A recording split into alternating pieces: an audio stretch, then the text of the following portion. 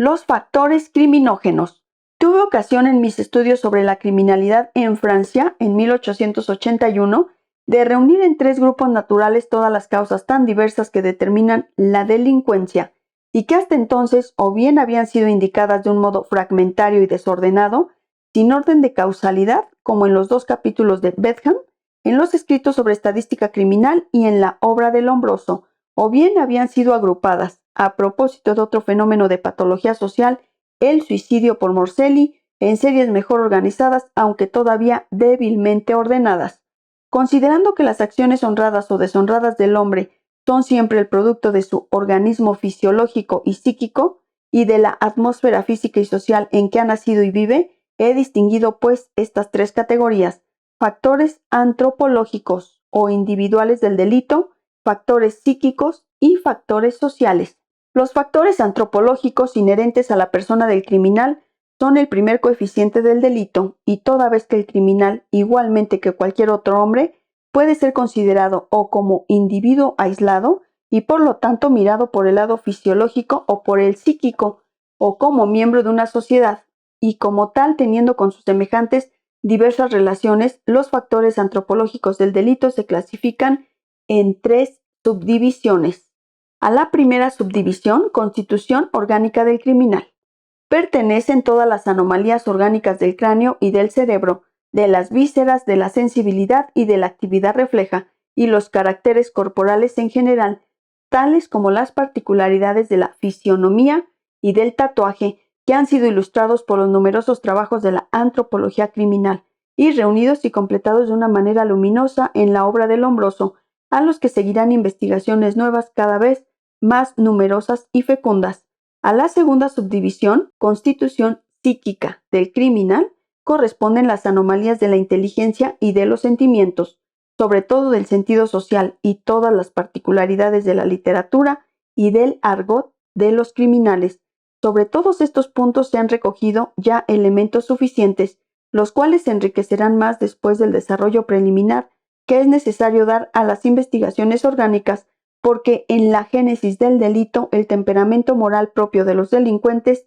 tiene la más alta importancia. En la tercera subdivisión de los factores antropológicos, caracteres personales del criminal, entran justamente, además de las condiciones biológicas de raza, de edad y de sexo, las condiciones biológico-sociales como el estado civil, la profesión, domicilio, clase social, instrucción y educación, que han sido hasta el momento actual estudiadas casi exclusivamente por aquellos que se ocupan de la estadística criminal. Viene enseguida la serie de los factores físicos o cosmotelúricos del delito, y tienen este carácter todas las que pertenecen al medio físico, muy eficaces, según la estadística criminal demuestra, para presidir las diferentes manifestaciones del delito, tales como son el clima, la naturaleza del suelo, la sucesión de los días y las noches, las estaciones, la temperatura anual, las condiciones atmosféricas y la producción agrícola.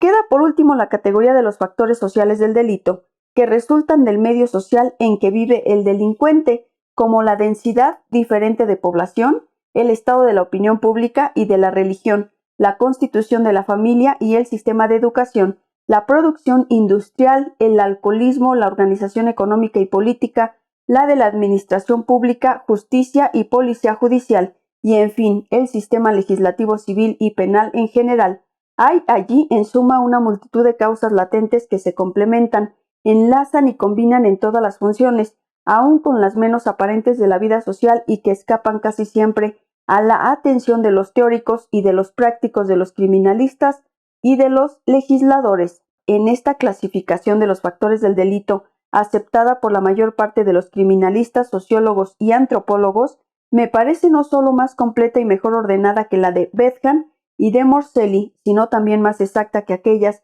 que después se han propuesto para el estudio de la criminalidad. No hablaré de la clasificación de Lacazán, idéntica en el fondo a la que yo publiqué antes que él, y en la cual incluye los factores físico-químicos, biológicos o individuales y sociales que intervienen en la producción del delito. Pero Plugia ha afirmado que nuestra clasificación había sido tomada en todos sus extremos del ensayo crítico sobre el derecho penal de Bobbio, y Colahani ha venido más tarde a decir que la clasificación dada por Bobbio era más completa. El ensayo crítico de Bobbio sostenía, en principio, que el derecho penal contiene una contradicción intrínseca a causa de la imposibilidad en que se encuentra de establecer una proporción absoluta entre el delito y la pena, cosas de naturaleza muy diferente cuya imposibilidad había sido ya demostrada anteriormente por Conforti, Tissot y Eyero. El oportunismo de los otros criminalistas clásicos que han intentado resolver este problema empíricamente en nada afecta a esta condenación que inflige al derecho penal la deducción metafísica por sí misma. Sostenía además que la justicia penal está en razón inversa de la justicia civil, idea ya desarrollada por Filangieri en todo el conjunto de su obra Ciencia de la Legislazione, y particularmente en la conclusión del libro tercero que trata de las leyes criminales. Filangieri fue quien escribió esta elocuente frase: cuando el ciudadano no está protegido por la espada de la justicia, recurre al puñal del asesino. Sumermain, desde 1861, en su obra clásica sobre las leyes de los antiguos, señalaba precisamente como un rasgo general de los pueblos primitivos la extensión más considerable de las leyes penales y además, desde el punto de vista de la estadística, de Candolle desde 1830 y Cincón en 1872, en un opúsculo poco conocido, habían hecho sobresalir la influencia preventiva de la justicia civil sobre la criminalidad. En todo caso, es un hecho que la evolución histórica del delito se produce por una situación continua con las leyes civiles de las penales, para la defensa de los derechos individuales y sociales. En cuanto a la triple colaboración de la naturaleza, la historia y la sociedad son el factor personal en la determinación del delito, que según Colahani constituirá una clasificación de los factores del delito más completa que la mía. Creo no solo que hay en ello una concepción inexacta, sino además que envuelve una idea vieja, una idea metafísica, y que no tiene por lo tanto gran cosa de común con mi clasificación de los factores criminales. En efecto, ¿qué es la historia y cómo determina ella el delito? La historia no existe por sí misma y solo actúa como condición biológica de las disposiciones hereditarias fisiológicas y psicológicas del individuo, o como condición social de las costumbres, pero la opinión pública de la organización familiar, económica, política, etc., no puede, pues, la historia influir en la génesis del delito más que como naturaleza, factores antropológicos y físicos, o como sociedad, factores sociales. Por sí sola es en su virtud una simple superfetación de simetría silogística. Y cuando se nos habla del factor personal, es decir, de la voluntad individual con cuyo concurso la naturaleza, la historia y la sociedad trabajan en la determinación del delito, quien no ve por este medio se deja el problema dentro del círculo de la vieja metafísica, que es siempre la cuestión de la libertad moral, a la cual se recortan más o menos las alas. En suma, nos encontramos siempre ante nosotros con este animismo del que hemos hablado ya, y en nombre del cual, por ejemplo, Tarde, criticando mi clasificación de los factores criminales, declara que el empleo de estas fuerzas orgánicas, la realización de estas virtualidades que constituyen el factor personal y susceptibles de ser dirigidas en cierta medida, depende, cuando existe delito o virtud, de la persona consciente y voluntaria que les ha aguzado para el bien o para el mal. Y por aquel, lo repito, o se entiende indicar el concurso del organismo físico-psíquico del individuo, esto es, de los factores antropológicos en la génesis del delito, y entonces no existe razón para distinguirle de los factores que constituyen precisamente la personalidad del delincuente y son de un modo necesario, como los factores del medio físico y social, determinados según las leyes de la causalidad natural, o bien, y esto es lo que sobreentienden en realidad nuestros críticos, no se trata más que de un libre arbitrio de contrabando, y de él hablaremos entonces en el siguiente capítulo. No es, pues, exacto afirmar que la clasificación de los factores criminales propuesta por mí haya sido tomada en todas sus partes de Bobbio, ni que haya necesidad de completarla por la agregación de la historia y del factor personal. Tan verdad es esto que Colahani mismo se vio obligado inmediatamente a reconocer que el valor y la eficacia de la historia y del factor personal difícilmente pueden ser esclarecidos de un modo directo. y en consecuencia se debe restringir el estudio de los factores del delito, sobre todo a los factores físico-químicos, antropológicos y sociales. Por esta razón, Colajani, que en su primer volumen, después de haber criticado con gran acopio de silogismos y con errores de hecho inexcusables todos los datos de la antropología criminal, acababa por aceptar las dos conclusiones más importantes sobre el atavismo y la clasificación de los criminales que nosotros habíamos sacado de estos datos. Hace lo propio en su segundo volumen, comenzando por criticar por incompleta mi clasificación de los factores criminales y acabando por limitar su estudio a los únicos factores que esta clasificación había enumerado. A propósito de mi clasificación de los factores criminales y para concluir, solo diré una palabra respecto de la objeción que Aramburu, entre otros, me ha dirigido reprochándome el haber en ella confundido lo accesorio con lo principal. Las causas puramente ocasionales con aquellas otras que tienen el valor de determinantes. En esta, en efecto, una vieja distinción de la filosofía tradicional que no tiene ningún valor serio, todas las condiciones necesarias para la determinación de un fenómeno son las causas naturales de este fenómeno, y no hay diferencia esencial, sino solamente de grado, entre la que es accesorio o principal, determinante u ocasional. El corazón es un órgano principal y la vena es accesoria, pero ambas son absolutamente necesarias en el organismo animal. De igual manera, sin la ocasión que le determina, el hecho no se produce. A pesar de todas las demás causas que le han precedido, la gota de agua es ocasional, pero sin ella el líquido no habría nunca desbordado. Prefiero mejor responder, en último lugar, a dos objeciones más recientes de Tarde. Los factores físicos, dice, no deben constituir una categoría aparte. Considera que no actúan más que identificándose con los factores antropológicos o con los sociales. El clima y la estación no contribuyen por sí mismos en modo alguno a aumentar ni disminuir el contingente del delito. Su acción se limita a entrar en el número de las causas muy complejas que modifican las condiciones orgánicas o sociales, cuyo curso es necesario para la producción del delito. Y más adelante añade, cuanto más elevado es un organismo, más fácilmente escapa a la servidumbre de las excitaciones físico-químicas, y aunque agote toda la energía almacenada, cuando mejor se la apropie, mejor dispondrá de ella, y la dirigirá libremente a sus fines propios. Eliminemos, pues, los factores físicos, repartiéndolos entre los biológicos y los sociales,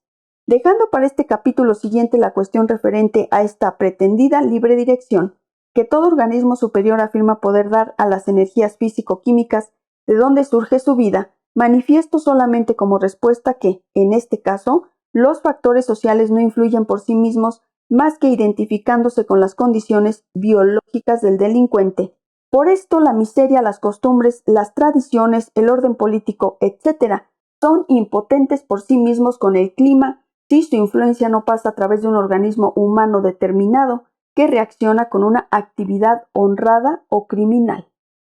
No he de examinar otra objeción de Tarde que niega la influencia del clima, porque si en nuestro hemisferio la estación cálida determina un aumento en los atentados contra las personas, en los países coloniales, por el contrario, según ha aseverado Corre, aumentan en la estación fresca. Este hecho en efecto no puede menos que confirmar la influencia del clima y de las estaciones sobre el delito, influencia que se manifiesta únicamente de diferentes modos, según las distintas condiciones de los organismos diversos en los medios también diferentes, pero que no es por esto menos eficaz. Como observa Corre, la estación cálida acciona en nuestro país como estimulante, porque es templada. En los países tropicales deprime, porque es excesiva. Y he aquí por qué en las zonas templadas los delitos contra las personas que dependen más directamente de las condiciones térmicas son más numerosos en la estación más cálida, mientras que bajo los trópicos lo son en la estación que lo es menos. Así pues, las objeciones de Tarde o no tienen nada de sólidas y positivas como esta última, o si se les concede todo lo que resulta lógicamente de ellas, acaban por eliminar contra sus propias ideas no solo los factores físicos, sino los sociales, porque ni los unos ni los otros operan directamente por sí mismos, sino por la influencia que ejercen sobre el organismo del individuo. Demos pues por establecida por ser la única que corresponde igualmente a la realidad de los hechos y a las necesidades del estudio, la clasificación de los factores de la criminalidad en antropológicos, físicos y sociales. A propósito de esta clasificación, se presentan espontáneamente dos observaciones fundamentales sobre las relaciones generales del movimiento de la criminalidad y de los efectos prácticos que debe obtenerse en la defensa de la sociedad contra el delito. En la primera que, en virtud del no presumido vínculo o lazo que se ha comprobado existir entre los diversos agentes de la naturaleza que hasta el presente se consideraban independientes unos de otros, no puede obtenerse, ya sea de un delito aislado, ya del conjunto total de la criminalidad, una razón natural suficiente si no se tienen presentes cada factor aparte y todos juntos, porque sí podemos aislar estos factores para las necesidades del estudio y del pensamiento. Sin embargo, en la naturaleza actúan siempre de un modo simultáneo y forman un haz indisoluble, lo cual los hace más o menos necesarios para la génesis del delito. Esta simple reflexión basta para demostrar la inexactitud completa de los modos opuestos e igualmente unilaterales de considerar el delito, en el cual la escuela clásica solo se ve el fiat de la libre voluntad humana, en tanto que el socialismo sentimental le considera como el producto exclusivo del medio social, imputando así a la sociedad burguesa del presente toda la malevolencia voluntaria que la primera atribuye al punto matemático del libre arbitrio individual.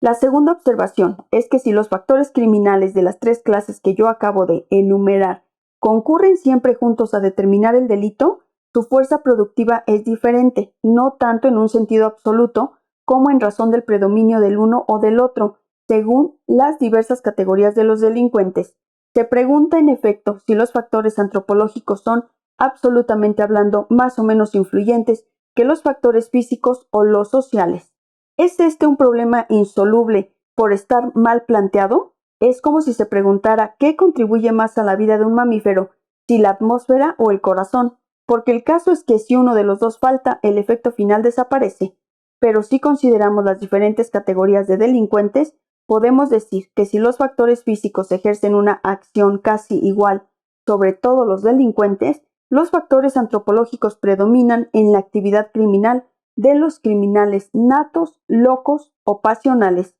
y los factores sociales prevalecen en la de los criminales ocasionales y por hábito adquirido, como he explicado más ampliamente en el capítulo 1, número 18. Es aquel precisamente, como ya decía, el aspecto positivo del problema de estadística sobre el movimiento de la criminalidad que yo planteé explícitamente en los Studi Stula Criminalita in Francia, 1881. Cuando asistimos al movimiento de la criminalidad por una serie determinada de años en tal o cual país, con un ritmo general de aumento o disminución, no podemos ni aún pensar que dependa aquel de variaciones análogas, constantes y acumuladas de los factores antropológicos y físicos. En efecto, mientras que las cifras absolutas de la criminalidad están muy lejos de presentar esta estabilidad que ha sido después muy exagerada con Quetelet, en desquite las cifras proporcionales de los factores antropológicos, vista la participación que toman en el movimiento criminal las diferentes edades, sexo, estado civil, etc., presentan en realidad diferencias muy leves, aún para los periodos largos, respecto de los factores físicos. Si para algunos de ellos podemos, como yo he hecho, ver en otra parte, explicar las bruscas oscilaciones que sufren en épocas determinadas, es evidente, a pesar de todo, que ni el clima, ni la disposición del suelo, ni las condiciones atmosféricas, ni la sucesión de las estaciones, ni las temperaturas anuales pueden haber experimentado en el último medio siglo cambios constantes y generales tan considerables que puedan ser comparados ni aún de lejos a este aumento continuo de la criminalidad, a esta marea siempre ascendente del crimen que vamos a comprobar en ciertos países de Europa. Es, en suma, a los factores sociales, a estas otras causas, como dice Tarde, más o menos fáciles de extirpar, pero de las cuales no se preocupa uno lo suficiente, a las que debemos atribuir la marcha general de la criminalidad, en virtud además de otras razones que voy a exponer. Primeramente, las variaciones que se han observado y pueden observarse en ciertos factores antropológicos, como la parte diferente que corresponde a la edad y al sexo en el delito, y la fuerza más o menos grande de explosión concedida a las tendencias antisociales ya congénitas, ya debidas a enajenación mental, dependientes por sí mismas de rechazo, de los factores sociales, por ejemplo, de las instituciones relativas a la infancia abandonada, al trabajo industrial de los niños, a la participación de las mujeres en la vida exterior y comercial, a las medidas preventivas o represivas de seguridad tomadas para aislar a los individuos peligrosos y así otros. Estas variaciones son, por tanto, un efecto indirecto de los factores sociales en sí mismos. En segundo lugar, estos factores sociales predominan en la delincuencia ocasional y por hábito adquirido, y proveyendo ésta en el total de la criminalidad el contingente más numeroso. Es claro que los factores sociales contribuyen en una gran parte al movimiento ascendente o descendente que se manifiesta en la criminalidad en una larga serie de años. Esto es tan verdadero que, como veremos bien pronto, en tanto que las malas acciones más graves, particularmente contra las personas, es decir, aquellas que representan sobre todo la criminalidad congénita o por alienación mental, ofrecen un ritmo de una regularidad verdaderamente extraordinaria, con ligeros aumentos o disminuciones. El movimiento general de la delincuencia obtiene, por el contrario, sus rasgos fisonómicos de estos delitos poco graves, pero muy numerosos contra la propiedad, las personas y el orden público, que ofrecen más bien un carácter ocasional, que son rectamente del medio social. Si, pues, a estos factores sociales se debe la mayor parte del crecimiento o disminución de la criminalidad, es decir, a estos factores que pueden ser más fácilmente que otros modificados y corregidos por la acción del legislador. Vemos aquí de nuevo un beneficio evidente de la escuela positiva, puesto que es ella la que ha ilustrado, gracias a los datos de la estadística criminal, el lado práctico del problema de la criminalidad.